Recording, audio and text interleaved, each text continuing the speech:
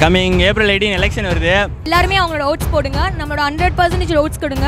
காசு வாங்காமல் ஓட்டு போடுங்க. இப்போ நம்ம எல்லாருமே நம்ம ஓட்டை வேஸ்ட் பண்ணாமல் நம்ம ஓட்டு பதிவு பண்ணோம். நம்ம ஓட்டு நல்லவங்களுக்கு பதிவு பண்ணால் மட்டுமே நம்ம நல்லா இருக்க முடியும். ஒரு ஓட்டுனால ஜெயிச்சவங்களும் உண்டு தோத்தவங்களும் உண்டு. ஸோ மறக்காமல் எல்லோரும் ஓட் போடுங்க. நம்மளோட ரைட் நம்ம விட்டு கொடுக்க கூடாது. பிகாஸ் வெயில் அடிக்குது, சும்மா டிவி பார்த்துட்டு இருந்தேன், லீவு என்ஜாய் பண்ணலாம். ஒரு நாள் எலெக்ஷனுக்காக லீவ் விட்டுருக்காங்க, வில் என்ஜாய் கவர்மெண்ட் ஹாலிடேஸ்னு வேஸ்ட் பண்ணாதீங்க. ஒரு லீடரை டிசைட் பண்ணுதுன்னு ஒரு குவாலிட்டியோட ஒரு குவாலிட்டியோடைய ஒரு பர்சனை வந்து ரெப்ரசென்ட் பண்ணுதுன்றது very important. Everybody has right to vote when they attain their majority, so please do vote guys. யாருக்குமே யார் நல்லா பண்ணுவா, யார் சமுதாயத்துக்கு என்ன கரெக்டாக பண்ணுவா, யார் இந்த நம்ம சமுதாயத்துக்கே கரெக்டாக இருக்கக்கூடிய ஆளுக்கு நல்லா சூஸ் பண்ணி போடுங்க. மிச்சப்படி யாருக்குமே நல்லா இவன் நல்லா இருக்கான், இவன் பார்த்தா நல்லா இருக்கு அப்படின்னு நினச்சி அப்படி போடாதீங்க. கரெக்டான ஆளுக்கு கரெக்டாக யோசிச்சு போடுங்க. 18+ யங்ஸ்டர்ஸ் தான் நிறைய பேர் இருக்காங்க. ஸோ அவங்களுக்கும் இதை சொல்லி வந்துடுறேன், எல்லாம் நல்லா போட்டால் ஓட்டு கரெக்டாக போட்டால் கரெக்டாக வரும், நல்ல ஆளு நம்மளுக்கு கிடைப்பாங்கன்னு தோணுது.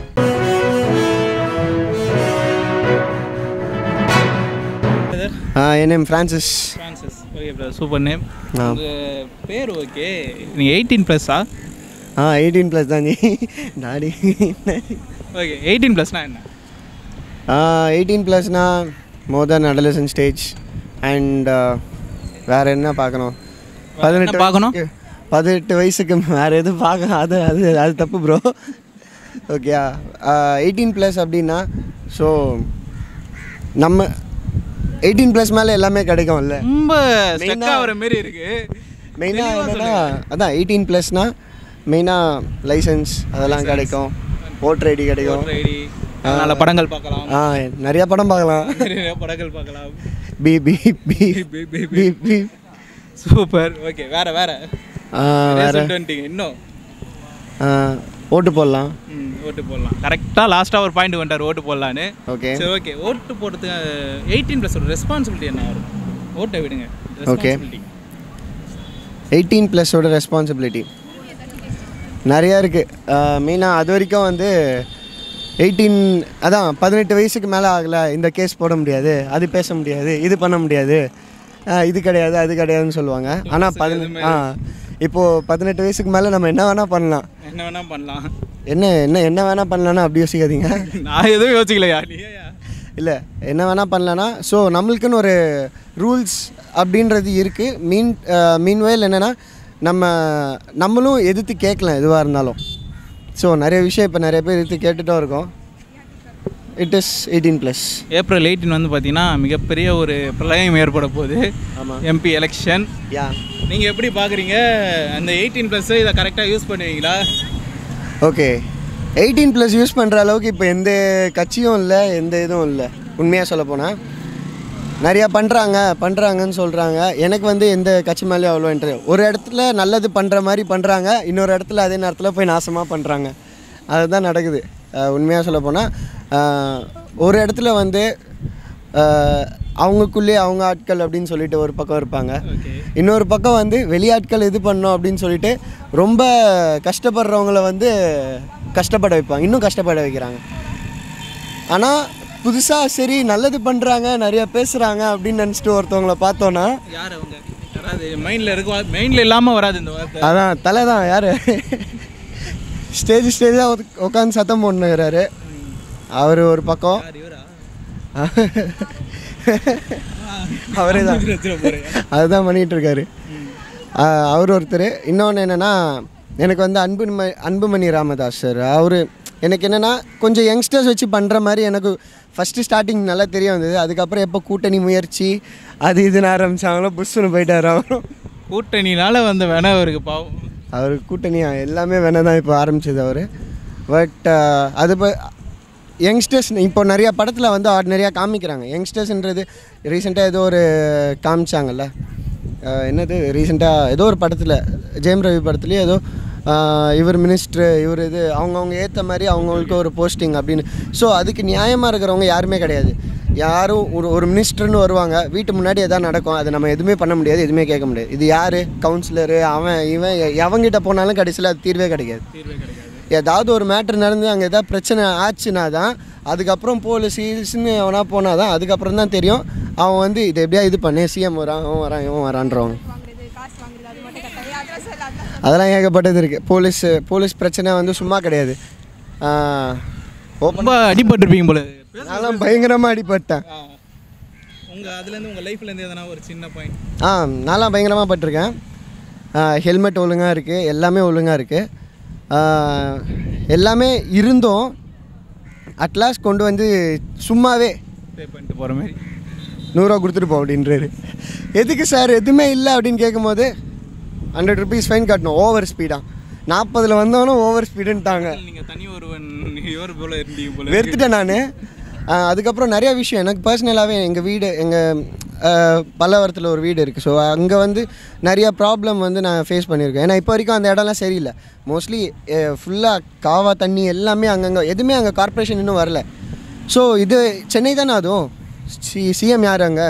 பல்லவரம் தாம்பரம்லாம் யார் அங்கே? எல்லாருக்கும் ஒரே சிஎம் தான். ஸோ அங்கே இருக்கிற இடத்துலையும் அவங்க ரெடி பண்ணலாம். அந்த மட்டும் இல்லை, நிறைய இடம் அந்த மாதிரி இருக்குது. இது மட்டும் இல்லாமல் எவ்வளோ ப்ராப்ளம்ஸ் இருக்குது. அது யாருமே ஒழுங்காக பண்ண மாட்டேங்கிறாங்க. அது என்றைக்கு வந்து கொஞ்சம் பெருசாக தெரியுதோ அதை எப்படி போட்டு மூடி மறைக்கலாம் தான் யோசிக்கிறாங்களே விட அது வந்து வெளியில் எடுத்து காமிக்கணும்னு பார்க்க வந்து அதை வந்து பெரிய நியூஸாக வந்து போட்டு அதுக்கப்புறம் மறந்துட்டு போயிடுறாங்க. ஆமாம், ஏதோ நடுவில்லாம் நிறையா சொன்னாங்கல்ல, இது வந்தது. அதுக்கப்புறம் இந்த சிம்பு பாட்டு பாடினார். அதோட அசிங்கமான பாட்டெலாம் ஆதி காலத்தில் அவர் பேர் என்ன, அவர்கள். அதுக்கப்புறம் இன்னும் ஒரு 2 பேர்லாம் நிறைய பேர் பாடியிருக்காங்க. அதெல்லாம் பார்த்தோன்னா இவர் சிம்பு பாடினது தப்பு தானே, தப்பு இல்லைன்னு சொல்ல. ஆனால் அதை வந்து அவ்வளோ பெரிய விஷயமா எடுத்துருக்கணும்னு தேவையில்லையே. எவ்வளோ அசிங்கமாலாம் பாட்டு வந்துருச்சு.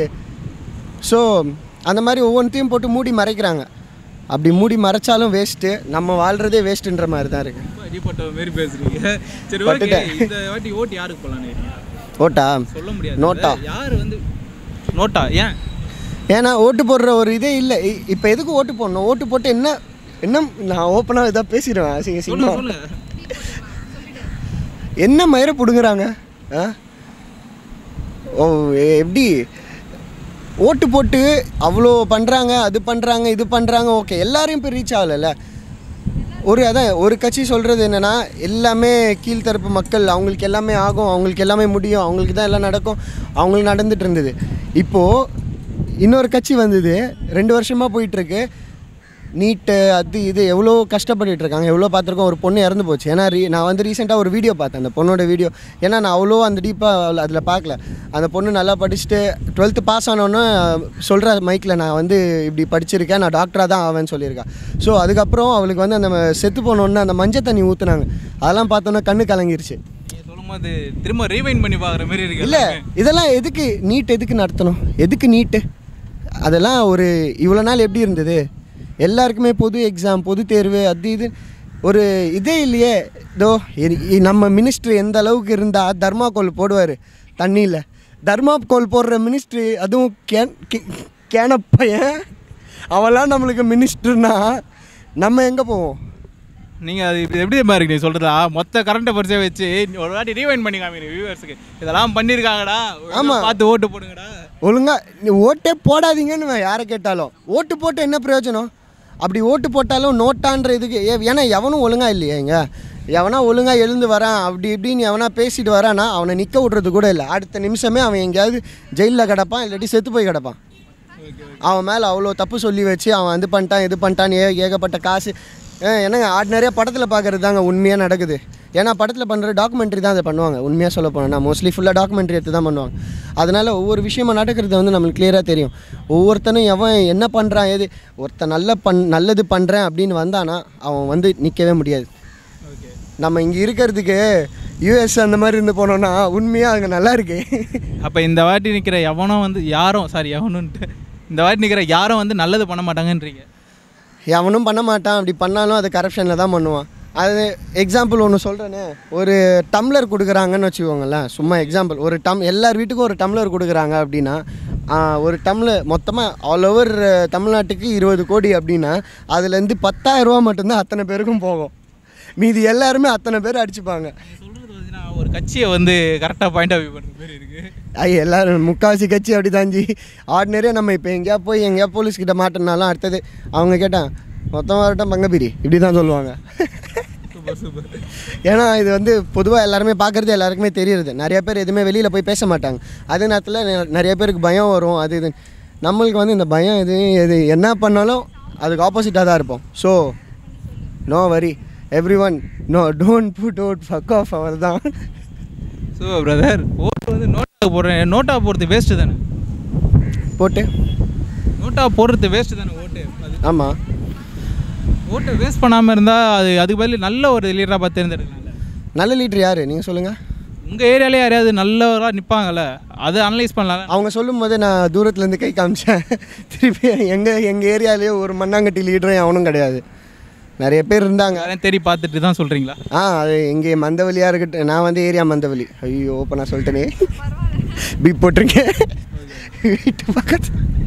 ஓகே, ஏன்னா எங்கள் ஏரியா வந்து நாங்கள் இருந்ததே கவுன்சிலர் அந்த மாதிரி ஏரியா தான். ஸோ அவங்களே தெரியும், கொஞ்சம் கொஞ்சம் பண்ணுற மாதிரி எதாவது தெரியும். ஆனால் மொத்தமாக எதுவுமே முழுசாக பண்ணது கிடையாது. ஸோ எவ்ரி திங் ஃபஸ்ட்டுன்னு தான் நான் சொல்லுவேன், விட எதுவுமே பெஸ்ட்டுன்னு சொல்ல மாட்டேன், இட் இஸ் ஓகேன்னு சொல்ல மாட்டேன். Everything fuck off. அவ்வளோதான்.